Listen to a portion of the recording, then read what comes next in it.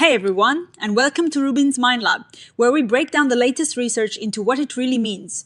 Ever wondered if your treatment is actually making a difference? Today we're diving into a fascinating paper that asks, when I say clinically significant change, what do we actually mean? Imagine this scenario: a patient has been in the hospital for 8 weeks. When they first arrived, they were really struggling with clear signs pointing to active illness. Now, things look better, they're sleeping more, getting out more, and feel less exhausted. The medical team faces a big decision: should this patient stay, go home with support, or is there another path?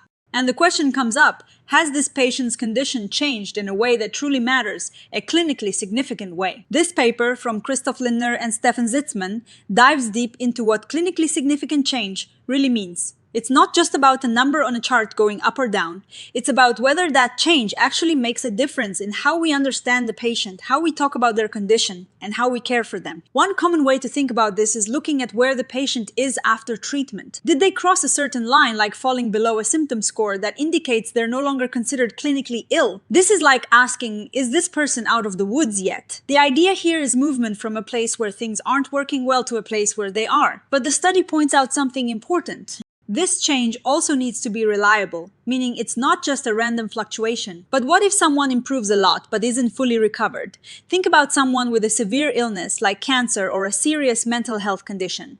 They might see a big drop in a blood marker, or their scans show less disease. They might still have some symptoms, but the improvement is huge. They might be able to get out of bed, talk to family, eat properly, and feel a sense of hope again. To just say this isn't clinically significant because they aren't completely recovered would feel wrong, right? The paper argues that this kind of significant improvement, even if not full recovery, is still incredibly important. This leads to a second way of looking at it: has the patient improved enough compared to how they started? This perspective is super useful when full recovery isn't the main goal, or maybe isn't even possible.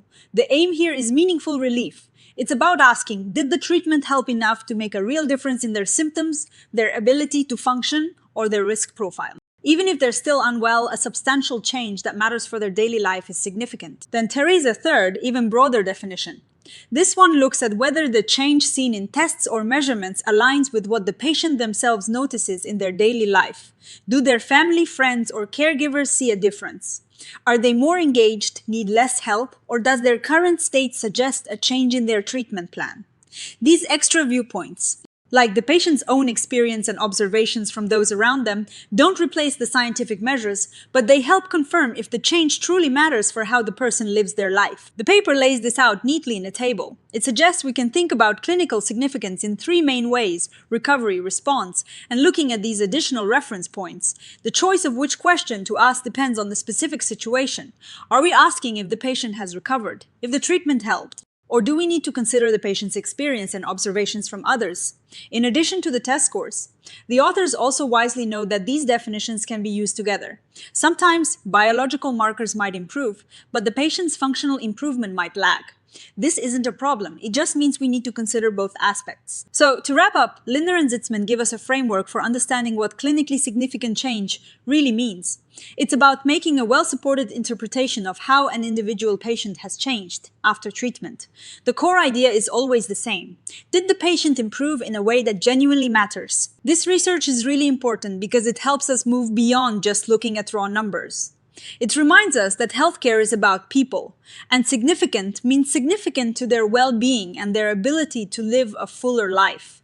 It's a great reminder that while scientific measures are crucial, the patient's lived experience and the judgment of their care team are equally vital in understanding the full picture of change. One strength of this paper is how clearly it breaks down different perspectives on clinical significance, making a complex topic more accessible. It encourages a holistic view, integrating objective data with subjective experience. However, like all research, it has limitations. The paper itself is conceptual, meaning it's proposing ideas rather than presenting new experimental data. Future research could explore how these different definitions are applied in practice across various medical fields and perhaps develop clearer guidelines for when to combine them. Ultimately, this study highlights the need for nuanced evaluation in healthcare. It's not enough to see a change, we need to understand the meaning of that change for the individual patient.